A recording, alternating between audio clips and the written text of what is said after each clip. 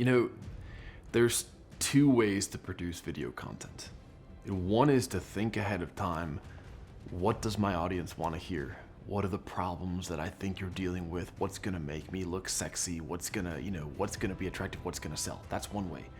The other way, the way that I prefer, is literally to be quiet, to center myself, and then to just start talking and allow the universe or God or whatever you call it to lead.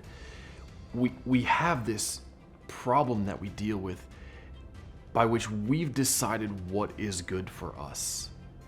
And you can't blame us as humans because it's the most natural thing. Like from the moment we're a child, we try to determine what is good and bad, right? We see a stranger and we run because we've told ourselves that's a bad thing. We taste something that's disgusting and we spit it out because it doesn't taste good, right? So our whole lives is centered around deciding what is good and bad. The problem is we can't let go of that sometimes. Like we've become incapable of letting God or the universe or creation show us that something is better for us than we actually thought it was. And so in this whole era of social media where everything is out in public, like we've now defined what it means to be successful.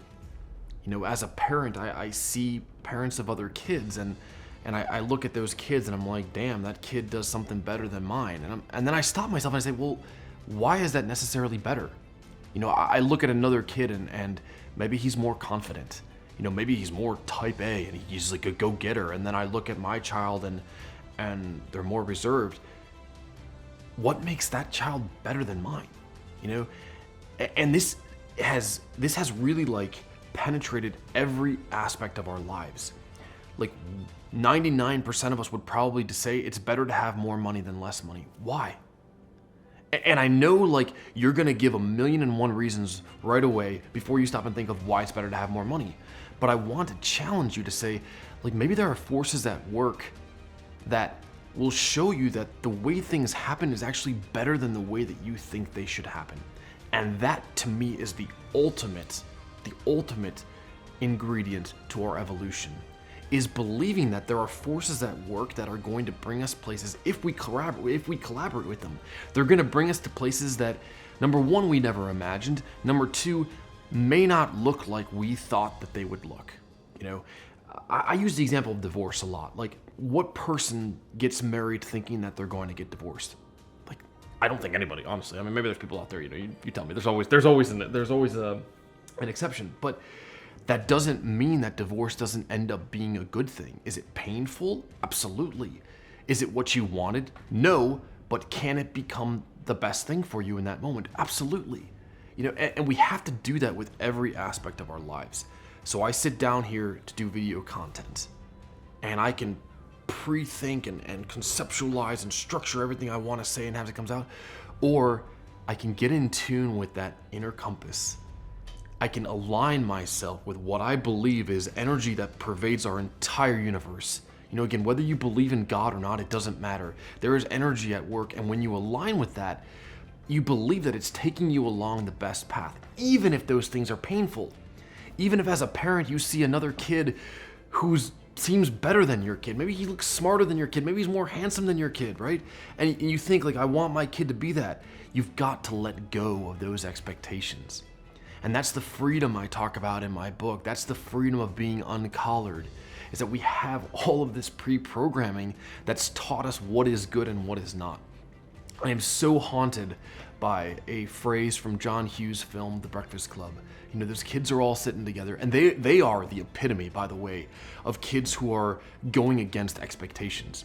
They are the epitome of our children who are so different sitting together and realizing that they have so much in common, by the way. But the one girl says, when you grow up, your heart dies. I believe that happens, but I do not believe that it has to happen. I believe that your heart can continue to live. And I believe that we have this inner compass, that if we can remember how to follow it, your heart knows the way. You gotta trust it. You gotta trust it, even if it looks different than the Instagram socialites who you follow, even if it looks different than the Joneses down the street. Let go of that notion and learn to trust your heart again. And that's why as kids, we have this ability to follow our hearts. We have this ability to follow our inner voice. And as we grow up, our hearts start to die because we've programmed ourselves to know what we think is right and what we think is good. And if I'm not doing this, then I'm clearly on the wrong path. Why?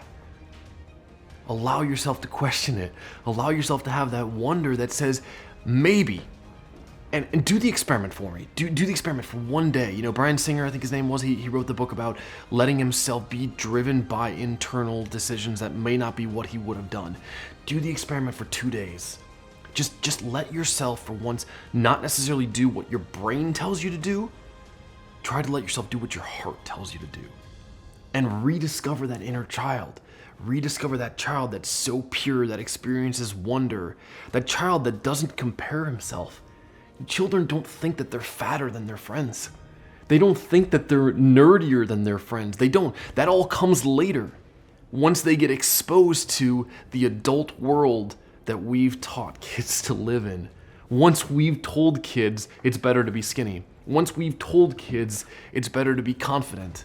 You know, allow ourselves to explore that and to see where it takes us. And yeah, I get it. You know, it totally requires faith. And not necessarily a faith in God. It requires faith in ourselves as humans, in our ability to find our way. And I think we've lost that. I think we've lost that faith in humanity. We've lost the belief that we as humans are good, and that if we truly align, we will find our way towards goodness. There's one last note. There's a concept that I love in that in the English language, the word disgust exists, but the word gust doesn't. Now, gusto exists, but gusto's different. Gusto is kind of like, you know, enthusiasm. But like that raw feeling that disgust describes, right? Disgust is something that comes up viscerally from you. You taste mushrooms. You know, I'm not a mushroom guy. You taste mushrooms and you feel disgust. You meet a person and you feel disgust. That is pure humanness. That is pure human compass. Well, gust also exists. Your pure attraction to something. I mean, most of us, those who are married, we've felt that, you know, because you felt pure gust towards the person that you eventually married, right? You feel gust towards certain things. But if you understand that that gust and disgust are always at work within you, and you can remember how to listen to that, that is following your heart. And that is what a child has that an adult forgets. And so when we talk about expectations and we talk about living up and keeping up with the Joneses and keeping up with, you know, the millionaires who are flaunting their wealth and the, you know, the more handsome, the more beautiful, the more successful, the more, I don't even know what we compare ourselves against anymore. It's because we're no longer listening to that gust and disgust. We're no longer listening to our hearts. We're listening to what we've taught ourselves to follow.